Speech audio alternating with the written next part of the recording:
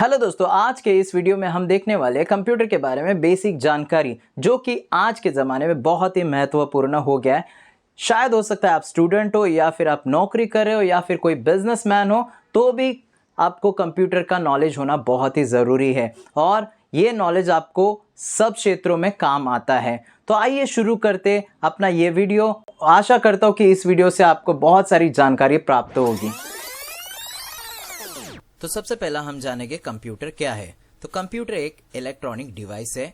यह जानकारी या डेटा में हेरफेर करता है। इसमें डेटा को स्टोर करने, पुनः प्राप्त करने और संसाधित करने और गणना करने और अन्य मशीन को नियंत्रित करने की क्षमता रखता है, जैसे कि डॉक्यूमेंट टाइप करने, ईमेल भेजने, गेम खेलने और वेब ब्राउज करने के लिए कंप्यूटर का उपयोग करते हैं। जैसे कि हम नीचे एक चित्र में देखेंगे और यहाँ पे हमने देखा है अन्य मशीन को नियंत्रित की क्षमता रखता है। मतलब है कि जैसे उदाहरण के तौर पर हम देखेंगे कि यहाँ पर काम हो रहा है, यहाँ पे प्रोसेस हो रहा है और प्रिंटर के द्वारा ये क्या हो रहा है, यहाँ पे प्रिंट निकल रहा है। मतलब प्रिंटर को कंप्यूटर क्या कर रहा है, कंट्रोल कर रहा है। दूसरा उदाहरण हम देखेंगे, जैसे कि बड़ी मशीनें होती है, जैसे कि मान के चलते press machine.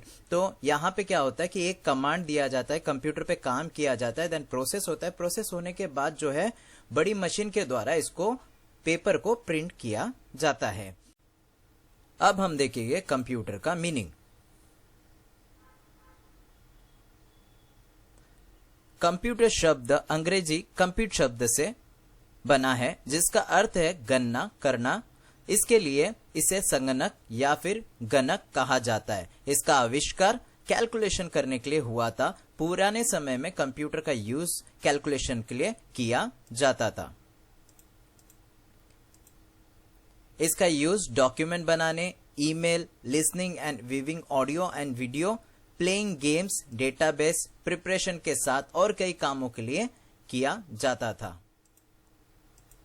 Full form of computer, जैसे कि C for common, O for operating, M for machine, P for purposely, U for used, T for technical, E for education and R for research. Common, operating, machine, purposely, use for technical, education and research. Computer का आविष्कार कब और किसने किया था? तो दुनिया का सबसे पहला कंप्यूटर चार्ल्स बेबेज ने साल 1822 में बनाया था, जिसका नाम मैकेनिकल कंप्यूटर था। इसलिए चार्ल्स बेबेज को कंप्यूटर का फादर यानी पिता भी कहा जाता है। चार्ल्स बेबेज ने सन 1837 में पहला जनरल मैकेनिकल कंप्यूटर भी बनाया था, जिसका नाम एनालिटिकल इंजन रखा गया था। इस कंप्यूटर का प्रयोग कैलकुलेशन करने के लिए किया जाता था। कंप्यूटर के भाग, हम बात करेंगे कंप्यूटर के पार्ट्स के बारे में। कंप्यूटर के कितने भाग होते हैं? कंप्यूटर के मुख्यतः दो भाग होते हैं, एक है हार्डवेयर और दूसरा है सॉफ्टवेयर। हार्डवेयर कंप्यूटर के समस्त पार्ट्स जो हमें दिखाई देते, जिनको हम देख सकते हैं या फिर जिन्हें हम स्पर्श यानी कि छू सकते हैं, जैसे कि mouse, keyboard, monitor, scanner, printer और स्पीकर। दूसरा है सॉफ्टवेयर, कंप्यूटर के समस्त प्रोग्राम जिनके द्वारा कंप्यूटर को ऑपरेट किया जाता है यानी कि उसको चलाया जाता है, इनको ना तो हम स्पर्श कर सकते हैं यानी टच नहीं कर सकते और ना ही इनको देख सकते, जैसे कि ये चित्र में हम देख सकते हैं नीचे। देन दूसरा है सॉफ्टवेयर। सॉफ्टवेयर में दो भाग है, सिस्टम सॉफ्टवेयर और एप्लीकेशन सॉफ्टवेयर। सिस्टम सॉफ्टवेयर को ऑपरेटिंग सिस्टम भी कहते हैं। सिस्टम सॉफ्टवेयर डिवाइस और एप्लीकेशन सॉफ्टवेयर दोनों को मैनेज करने का काम करता है। एप्लीकेशन सॉफ्टवेयर को हम शॉर्टकट में ऐप कहते हैं। इनपुट और आउटपुट डिवाइस क्या होते हैं? इनपुट के बारे में, कंप्यूटर की वे डिवाइस जिनके द्वारा कंप्यूटर को निर्देश यानी इंस्ट्रक्शन दिए जाते हैं, यानी कि उनको काम करने के लिए दिया जाता है। सिंपल लैंग्वेज में हम बात करें तो कंप्यूटर को कोई काम करने के लिए दिया जाता है, वे इनपुट डिवाइस के द्वारा किया जाता है। जैसे कि आप चित्र में देख सकते हो, keyboard, mouse, joystick, scanner, webcam, microphone. Output computer की वे डिवाइस जो इनपुट डिवाइस के द्वारा दिए गए इनपुट का परिणाम यानी रिजल्ट देते हैं, वो आउटपुट होते हैं, जैसे कि monitor, printer, speaker, headphone and projector. Computer के कितने प्रकार होते हैं? कंप्यूटर के टाइप्स के बारे में बेसिकली तो कंप्यूटर 3 प्रकार के होते हैं। Analog computer, digital computer, hybrid computer. Analog computer. Analog computer का इनपुट आउटपुट सिंगल रूप में होता है। इनका उपयोग भौतिक मात्राओं को मापने के लिए किया जाता है, जैसे कि example wall clock, speedometer, thermometer, ये सब एक एनालॉग कंप्यूटर के उदाहरण। दूसरा है digital computer. Digital computer binary system पर डिपेंड होता है, यानी कि डिजिटल कंप्यूटर जो होता है वो बाइनरी सिस्टम पर आधारित होते हैं। इनका प्रयोग अर्थमेटिक ऑपरेशंस परफॉर्म करने के लिए किया जाता है। वर्तमान समय में अधिकतर डिजिटल कंप्यूटर का उपयोग किया जाता है, जैसे स्मार्ट वॉच, लैपटॉप, डेस्कटॉप, यह सब डिजिटल कंप्यूटर के उदाहरण है। डिजिटल कंप्यूटर 4 भागों में डिवाइड किए हैं, जैसे कि एक है माइक्रो कंप्यूटर, दूसरा है मिनी कंप्यूटर, तीसरा है मेन फ्रेम कंप्यूटर और चौथा है सुपर कंप्यूटर। माइक्रो कंप्यूटर छोटे होते हैं, इसमें सीपीयू माइक्रो प्रोसेसर होता है। ये सिंगल यूजर के लिए होता है, जैसे कि घरों में, छोटे व्यवसाय के लिए और पर्सनल कार्य के लिए, जैसे उदाहरण के लिए लैपटॉप, डेस्कटॉप और टैबलेट। मिनी कंप्यूटर जो है माइक्रो कंप्यूटर से थोड़े बड़े होते हैं।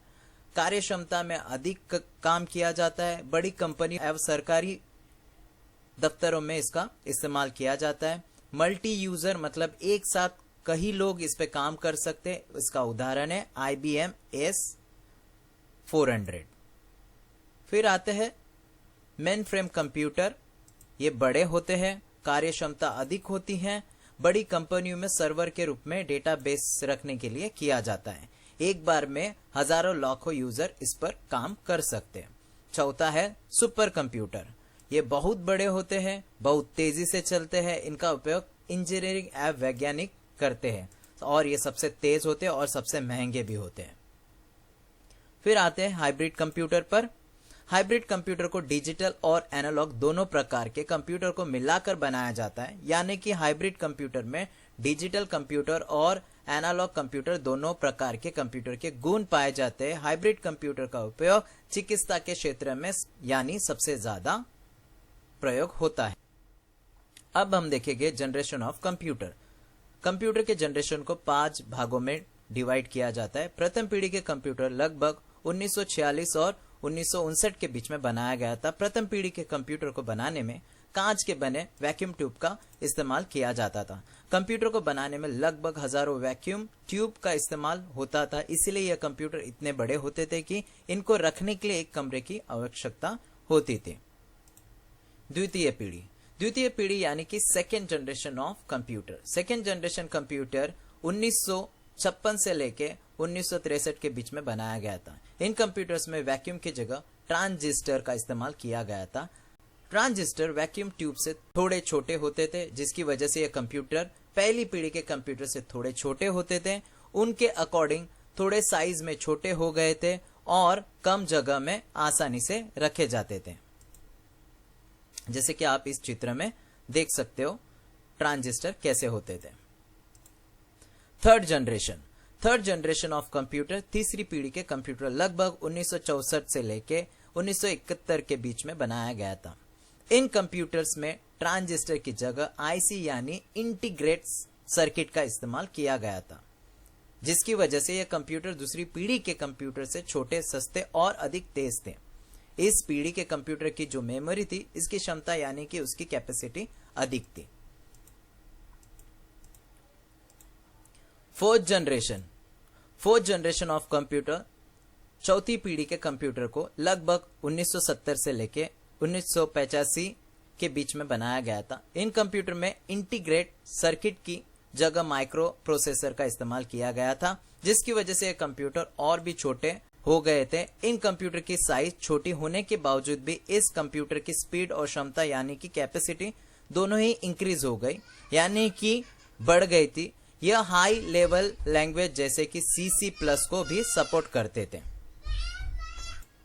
Fifth generation of computer. ये तो वर्तमान समय में हम जो कंप्यूटर इस्तेमाल कर रहे हैं, यूज कर रहे हैं, वो 5वीं पीढ़ी के हैं।